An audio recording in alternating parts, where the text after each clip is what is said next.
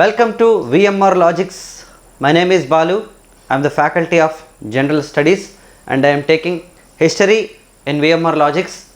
అయితే last video అనేది మనం ఇండియన్ హిస్టరీకి సంబంధించినటువంటి క్రొనలాజికల్ ఆర్డర్ అనేది మనం చూడటం జరిగిందండి. అయితే బేసిక్గా ఈ వీడియోలో నేను మీకు చెప్పబోయేటటువంటిది ఏంటంటే, చాలామందికి హిస్టరీకి సంబంధించి సార్ ఇయర్స్ అనేది మాకు గుర్తుండట్లేదు, అసలు ఇయర్స్ని మేము ఏ విధంగా గుర్తుపెట్టుకోవాలని చెప్పేసి చాలామంది అడుగుతూ ఉంటారు ఎప్పుడు నాకు. సో వాళ్ళందరి కోసం, అలాగే మిగతా వ్యూయర్స్ అందరి కోసం, అందరు స్టూడెంట్స్ కోసం ఈ వీడియో అనేది చేయడం జరుగుతుందండి విత్ ఇమేజెస్. ఓకే, సో అయితే ఈ వీడియో అనేది సో డెఫినెట్గా మీకు ఇంపార్టెంట్ కంటెంట్ అయితే ఇస్తుంది. సో కాబట్టి చివరిదాకా చూడండి. అలాగే ఛానల్ని కనుక ఇప్పటివరకు మీరు సబ్స్క్రైబ్ చేసుకోకపోతే సబ్స్క్రైబ్ చేసుకోండి, అలాగే మీ ఫ్రెండ్స్కి కూడా షేర్ చేయండి. So let us get in to the video అండి.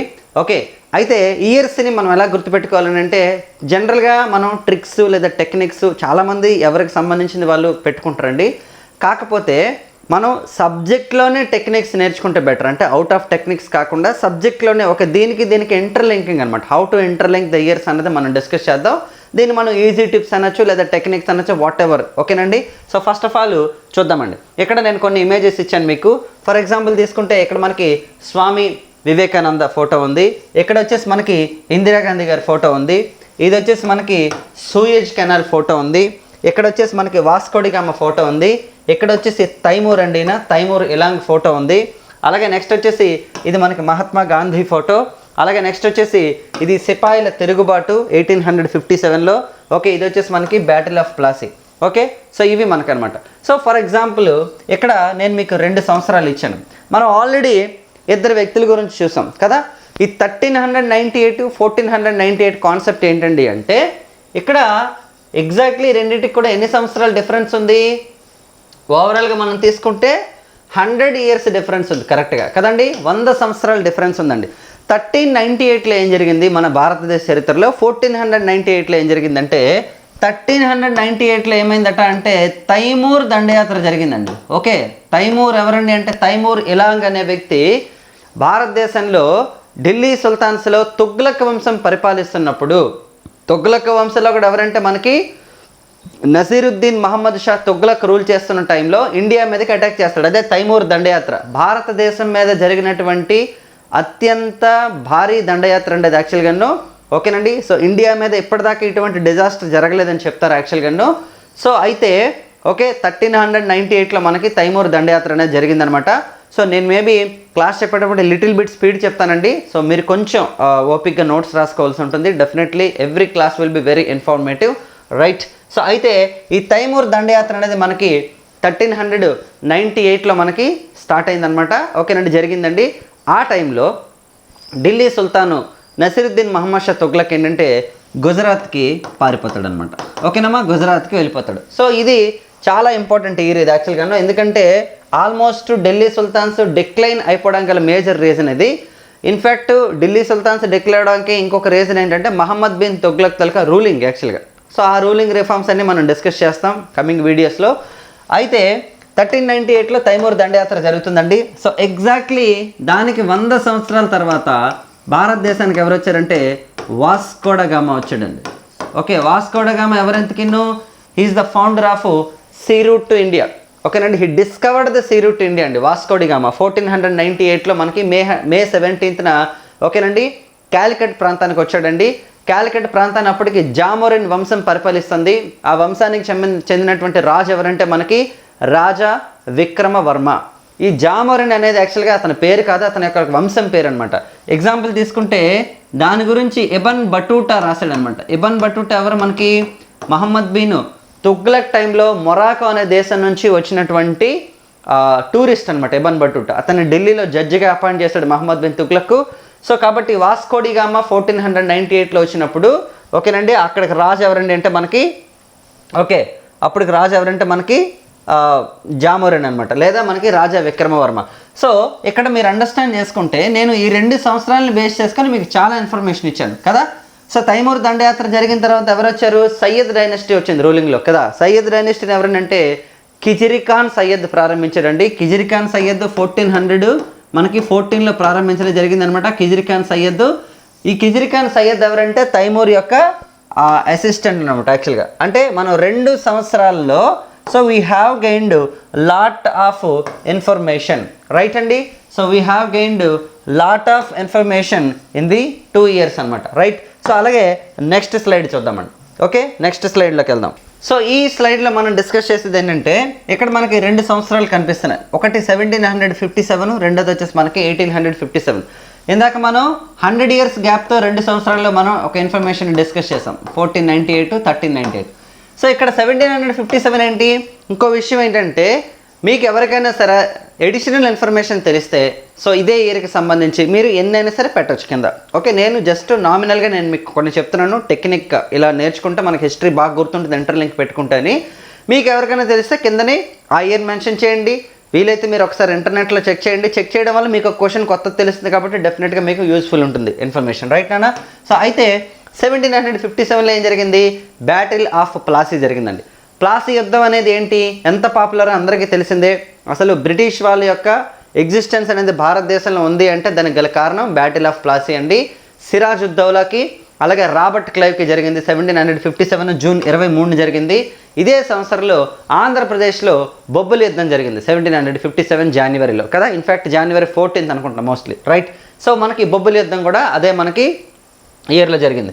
అలాగే అది జరిగిన 100 సంవత్సరాల కంటే ప్లాసీ యుద్ధం జరిగినటువంటి 100 సంవత్సరాలకి కరెక్ట్గా మనకి 1857లో మనకి ఏం జరిగిందండి? సిపాయిల తిరుగుబాటు జరిగింది, సిపాయి మ్యూటినీ జరిగింది. ఓకేనండి, సిపాయి మ్యూటినీ టైంలో భారతదేశం యొక్క గవర్నర్ జనరల్ ఎవరు బ్రిటిష్ ఇండియా కంటే? ఓకేనండి, లార్డ్ కానింగ్ అండి. ఓకే, సో లార్డ్ కానింగ్ అనగానే మళ్ళీ ఆయన గురించి మనం డిస్కస్ చేసుకోవచ్చు, అది వేరే విషయం. లార్డ్ కానింగ్ అనగానే మనం 3 పాయింట్లు గుర్తుపెట్టుకుందాం. ఒకటి 1859, 1860 అండ్ 1861. ఫర్ ఎగ్జాంపుల్ తీసుకుంటే 1859లో ఏమైంది? కామన్ సివిల్ కోడ్ని ఇంట్రడ్యూస్ చేశారండి, యూనిఫామ్ సివిల్ కోడ్ అంటారు దాన్ని. 1860లో ఏం జరిగిందంటే ఇండియన్ పేనల్ కోడ్ని తీసుకొచ్చారు, ఇండియన్ పేనల్ కోడ్ని తీసుకొచ్చారు. 1861లో ఏం జరిగిందంటే క్రిమినల్ ప్రొసీజర్ కోడ్ని తీసుకొచ్చారండి, క్రిమినల్ ప్రొసీజర్ కోడ్ని తీసుకొచ్చారండి. అయితే ఇదే 1861లో భారతదేశంలో బడ్జెట్ని కూడా ఇంట్రడ్యూస్ చేశారు. ఓకే, అలాగే ఇన్కమ్ ట్యాక్స్ని కూడా ఇంట్రడ్యూస్ చేశారు. ఎవరు ఇంట్రడ్యూస్ చేశారంటే జేమ్స్ విల్సన్, లార్డ్ కానింగ్ టైంలో. ఇన్కమ్ ట్యాక్స్ ఎందుకు ఇంట్రడ్యూస్ చేశారంటే ఇన్కమ్ ట్యాక్స్ ఎందుకు ఇంట్రడ్యూస్ చేశారంటే సిపాయి మ్యూటినీ జరిగింది కదా. ఈ సిపాయి మ్యూటినీ జరిగినప్పుడు ఫైనాన్షియల్ డిస్టర్బెన్సెస్ వచ్చాయి. బ్రిటిష్ వాళ్ళకి ఎక్కువగా ఫైనాన్స్ అంటే వాళ్ళ తలకి రెవెన్యూ ఎక్కువగా వాళ్ళకి కలెక్ట్ కాల. సో దాన్ని రికవర్ చేసుకోవడం కోసం ఒక వ్యక్తి యొక్క పర్సనల్ ఇన్కమ్ మీద ట్యాక్స్ వేయడం స్టార్ట్ చేశారండి, అదే మనకి ఇన్కమ్ ట్యాక్స్ అనమాట. దాంతోపాటుగా బడ్జెట్ని కూడా జేమ్స్ విల్సన్ ఇంట్రడ్యూస్ చేయడం జరిగిందండి. సో అలాగే 1861లో తీసుకుంటే మనకి క్రిమినల్ ప్రొసీజర్ కోడ్. చూడండి, మనం ఒక పాయింట్ జస్ట్ దీని గురించి డిస్కస్ చేయడం వల్ల ఇంత ఇన్ఫర్మేషన్ మనం గ్యాదర్ చేసాం. కాబట్టి చాలామంది అనుకుంటారు సంవత్సరాలు గుర్తుపెట్టుకోవడం అనేది కష్టమవుతుంది, లేదంటే కొంతమందికి సంవత్సరాలు గుర్తుపెట్టుకోవడం అవసరం లేదని కొంతమంది అనుకుంటారు. ఒక ఇయర్ని మనం అండర్స్టాండ్ చేసుకోవడం అంటే సంవత్సరం గుర్తుపెట్టుకోవడం కాదు, దానికి సంబంధించిన ఇన్ఫర్మేషన్ అంతటి కూడా గ్యాదర్ చేసుకోవడం. ఓకేనా? సో ఈ 2 years మీరు ప్రొడక్టివ్గా మీరు నేర్చుకున్నారు కదా. సో నెక్స్ట్ మీకు ఏమైనా ఇన్ఫర్మేషన్ తెలిస్తే మీరు కింద కామెంట్ బాక్స్లో పెట్టండి. నెక్స్ట్ చూద్దామండి 1893. This is the most important year అండి. ఈ సంవత్సరానికి సంబంధించి చాలా ఇన్ఫర్మేషన్ ఉంటుంది మనకి ఇండియన్ హిస్టరీలో. ఒక్కొక్కటి చూద్దాం మనం. ఫస్ట్ తీసుకుంటే 1893లో మనం తీసుకుంటే మనకి స్వామి వివేకానంద. ఓకేనండి, Swami Vivekananda Chicago parliamentary సెషన్స్కి attend కావడం జరిగింది. ఓకేనండి, స్వామి వివేకానంద అసలు పేరు ఏంటమ్మా? నరేంద్రనాథ్ దత్త. ఓకేనండి, ఆయన తలకు గురువు గారు ఎవరంటే రామకృష్ణ పరమహంస. రామకృష్ణ పరమహంస గారి యొక్క అసలు పేరు ఏంటంటే గదాధరుడు, రైట్. సో కాబట్టి స్వామి వివేకానంద గారు మనకి 1893లో మనకి ఆయన చికాగో పార్లమెంటరీ మీటింగ్స్కి వెళ్ళడం జరిగింది. వివేకానంద గారు రన్ చేసిన న్యూస్ పేపర్లు కనుక తీసుకుంటే ఒకటి ప్రబుద్ధ భారత్, రెండోది Udbodhan. Very very very important questions ఇవి మనకి చాలాసార్లు ఎగ్జామినేషన్స్లో అడిగారు స్వామి వివేకానంద గురించి. సో 2 తీసుకుంటే మనకి భారతదేశానికి అనిబిసెంట్ రావటం జరిగిందండి. ఓకేనండి, అనిబిసెంట్ ఏ కంట్రీ విడిది? ఐర్లాండ్ కదమ్మా. ఐర్లాండ్ నుంచి అనిబిసెంట్ కూడా ఇదే 1893లో ఇండియాకి రావటం జరిగిందనమాట. ఓకే, ఆవిడ ఎందుకు వచ్చారు? ఆవిడ 1875లో స్టార్ట్ అయినటువంటి దివ్య జ్ఞాన సమాజం, లేదా దీనికి మరో పేరెంట్ ఇంగ్లీష్లో మనకి థియోసాఫికల్ సొసైటీ. దీన్ని న్యూయార్క్లో స్టార్ట్ చేశారు మేడం బ్లావట్స్కీ అండ్ కల్నల్ వోల్కట్ అనే 2 వ్యక్తులు. సో వాళ్ళు ప్రారంభించినటువంటి దివ్య జ్ఞాన సమాజం అనేది భారతదేశంలో ఓకే, ముంబైలో మొదట, తర్వాత అడయార్ ప్రాంతంలో స్టార్ట్ అయింది. ఓకే, అందులో జాయిన్ అవ్వడం కోసం 1893లో ఆమె మనకి రావటం జరిగిందనమాట. మనం ఇక్కడ 1875లో స్టార్ట్ అయింది అన్నాం. ఏం స్టార్ట్ అయింది 1875లో? ఓకే, మనం థియోసాఫికల్ సొసైటీ స్టార్ట్ అయింది అన్నాం కదా. మరి ఇదే 1875లో ఆర్య సమాజ్ స్టార్ట్ అయింది ఇండియాలో. దీన్ని స్టార్ట్ చేసింది ఎవరండి అంటే మనకి దయానంద సరస్వతి గారు ప్రారంభించారండి. ముంబైలో స్టార్ట్ చేశారు ఆర్య సమాజ్ అనేది. రైట్, ఆర్య సమాజం నా తల్లి, వైదిక ధర్మం నా తండ్రి అని ఎవరన్నారంటే లాలా లజపతి రాయ్ అన్నారండి. సో లాలా లజపతి రాయ్ ఏంటండి అంటే శుద్ధి ఉద్యమం ఏదైతే ఉందో మనకి ఆర్య సమాజ్ స్టార్ట్ చేసింది. ఆ శుద్ధి ఉద్యమాన్ని పంజాబ్లో మనకి ఈయన ఎక్కువగా చేశారనమాట, ఆయన నడిపించారు. శుద్ధి ఉద్యమం ఏంటంటే ఇతర మతాల్లో ఓకేనండి కలిసిపోయినటువంటి హిందువులందరినీ కూడాను మళ్ళీ హిందూ మతంలోకి తీసుకురావడానికి ఆర్య సమాజ్ చేసిందే మనకి శుద్ధి ఉద్యమం. దాన్నే ప్యూరిఫికేషన్ మూమెంట్ అని కూడా పిలుస్తారు యాక్చువల్గా. రైట్ అన్న, ఇది చాలాసార్లు ఎగ్జామినేషన్స్లో అడిగారు మనకి. ఇది 1893 లేదు. అలాగే లెటెస్ట్ టేక్ మహాత్మా గాంధీ. ఓకేనండి, సో మహాత్మా గాంధీ ఈయన సౌత్ ఆఫ్రికా వెళ్ళినటువంటి సంవత్సరం కూడా 1893. ఓకేనండి, గాంధీ గారు పుట్టిన సంవత్సరం 1869. దాని గురించి నేను మళ్ళీ చెప్తాను నెక్స్ట్ స్లైడ్లో. 1893లో మహాత్మా గాంధీ సౌత్ ఆఫ్రికాకి వెళ్ళటం జరిగిందండి. సౌత్ ఆఫ్రికాకి వెళ్ళిన తర్వాత ఆల్మోస్ట్ అక్కడ 22 ఇయర్స్ పాటు ఆయన స్పెండ్ చేయడం జరిగింది సౌత్ ఆఫ్రికాలో. అక్కడ ఇండియన్ ఒపీనియన్ అనే న్యూస్ పేపర్ని రన్ చేయడం కానీ, లేదా టాల్ స్టాఫ్ ఫర్మ్ని ఆయన రన్ చేయడం కానీ, లేదంటే రేసిజం ఏదైతే ఉందో దానికి వ్యతిరేకంగా ఫైట్ చేయడం కానీ, ఇవన్నీ మనం ఆల్రెడీ చదువుకుంటాం కమింగ్ వీడియోస్లో. అలాగే నెక్స్ట్ ఇంకొక మోస్ట్ ఇంపార్టెంట్ పాయింట్ ఏంటంటే బాలగంగాధర్ తిలక్. 1893లో బాలగంగాధర్ తిలక్ మనకి గణేష్ ఉత్సవాలను స్టార్ట్ చేశారండి. అలాగే 1895లో మనకి శివాజీ ఉత్సవాలను స్టార్ట్ చేశారు తిలక్. ఓకే, సో అయితే బాలగంగాధర్ తిలక్ అనగానే మనందరికీ తెలిసింది ఏంటంటే హోమ్ రూల్ లీగ్ ఉద్యమం గురించి తెలుసును. ఇక్కడ మనం మళ్ళీ ఇద్దరు పర్సన్స్ని మనం ఇంటర్లింక్ చేసుకోవచ్చండి. ఒకటి అనిబిసెంట్, నెక్స్ట్ బాలగంగాధర్ తిలక్. ఇదే సంవత్సరంలో వీళ్ళిద్దరికి సంబంధించిన ఇన్ఫర్మేషన్ ఉంది. అనిబిసెంట్ బాలగంగాధర్ తిలక్ గురించి కంబైన్డ్ ఇన్ఫర్మేషన్ అయితే మళ్ళీ మనకి 1916లో జరిగినటువంటి హోమ్ రూల్ లీగ్ ఉద్యమానికి సంబంధించి మనం డిస్కస్ చేయొచ్చు. రైట్, సో నెక్స్ట్ ఇంకొకటి ఇంపార్టెంట్ ఏంటంటే ఇదే 1893లో Dadabhai Naoroji has become the president for the Indian National Congress. ఓకేనండి, for second time. Okay, Dadabhai Naoroji గారు ఏంటండి అంటే కాంగ్రెస్ పార్టీకి 3 సార్లు ప్రెసిడెంట్ అయినటువంటి మొట్టమొదటి పర్సన్ అతను. 1886లో కోల్కతా మీటింగ్కి, 1893లో మనకి లాహోర్ సెషన్కి, 1906లో మనకి కోల్కతా సెషన్కి. రైట్ అమ్మా, సో మొత్తానికి ఈ 3 సెషన్స్లో మనకి ఆయన ప్రెసిడెంట్ అవ్వడం జరిగిందనమాట. రైట్, సో ఇవన్నీ కూడా మనం 1893 చెప్పొచ్చండి. ఇంకా మీకు ఏమైనా చెప్పాలనుకుంటే మీరు కింద కామెంట్ బాక్స్లో చాట్ బాక్స్లో పెట్టచ్చు అనమాట 1893కి సంబంధించి. అలాగే నెక్స్ట్ తీసుకుంటే ఇందాక మనం డిస్కస్ చేసాం మహాత్మా గాంధీ తాలూకా బర్త్ ఇయర్ వచ్చేసి మనకి 1869 అండి కదా.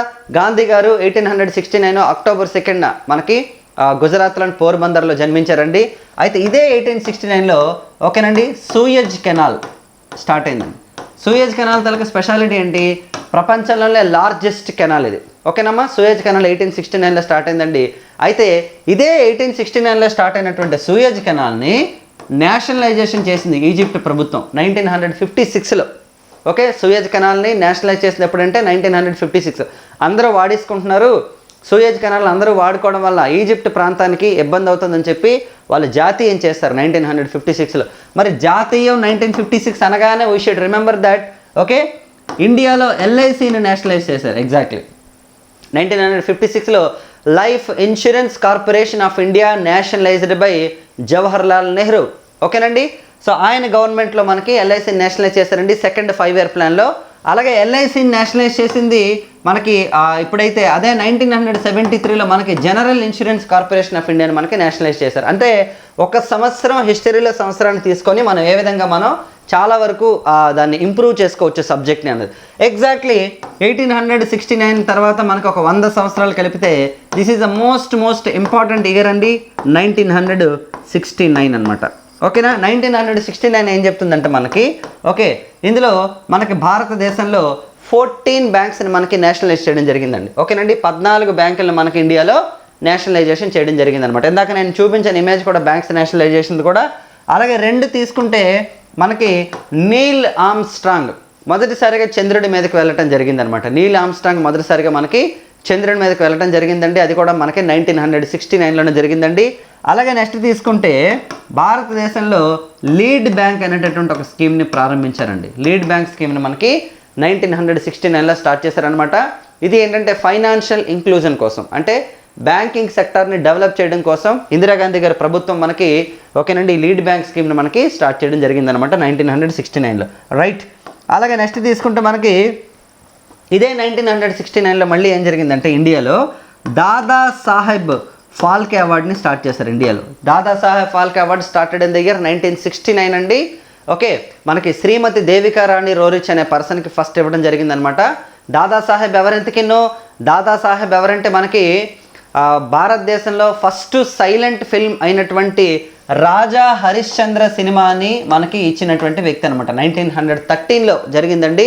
మరి 1913 అనగానే మనం ఇంకో విషయం ఏం నేర్చుకోవచ్చు అంటే రవీంద్రనాథ్ ఠాగూర్ గారికి నోబెల్ అవార్డు వచ్చిందనమాట లిటరేచర్లో. ఫస్ట్ నోబెల్ విన్నర్ అనమాట 1913లో మనకి వచ్చిందనమాట. సో ఇవి 1913 ఇక్కడ మనం దాదాసాహెబ్ ఫాల్కే అవార్డు అనగానే ఆయన ఎవరు, ఆయనకి ఎందుకు అవార్డు వచ్చింది, ఆయన పేరు మీద ఎందుకు అవార్డు పెట్టారు, మళ్ళీ అదే ఇయర్లో వేరే వాళ్ళకి ఎవరికి అవార్డు వచ్చింది. సో ఇది మనం గుర్తుపెట్టుకోవచ్చు. సో నెక్స్ట్ ఇంకా చెప్పాలంటే మనకి ఇదే 1969లో ఓకే ఇంటర్నేషనల్ మానిటరీ ఫండ్ అనేది ఎస్డిఆర్ కరెన్సీని ఇంట్రడ్యూస్ చేస్తుంది. ఎస్డిఆర్ అంటే ఏంటమ్మా, స్పెషల్ డ్రాయింగ్ రైట్స్. దీనికే మనకి ఇంగ్లీష్లో మనం ఇంకో పేరు చెప్పొచ్చండి, పేపర్ గోల్డ్ అని కూడా పిలుస్తారు స్పెషల్ డ్రాయింగ్ రైట్స్ని. ఇది ఇంటర్నేషనల్ మానిటరీ ఫండ్ యొక్క కరెన్సీ అనమాట, రైట్. అలాగే ఇదే 1969లో మనకి నోబెల్ అవార్డ్స్లో ఓకేనండి ఎకనామిక్స్లో అవార్డుని ప్రారంభించడం జరిగిందనమాట. ఎందుకట అంటే ఎగ్జాక్ట్లీ 1869లోనే ఏం జరిగిందండి, 1669లో ఏం జరిగిందంటే ప్రపంచంలోనే మొట్టమొదటి సెంట్రల్ బ్యాంక్ అయినటువంటి రిక్స్ బ్యాంక్ స్టార్ట్ అయిందండి.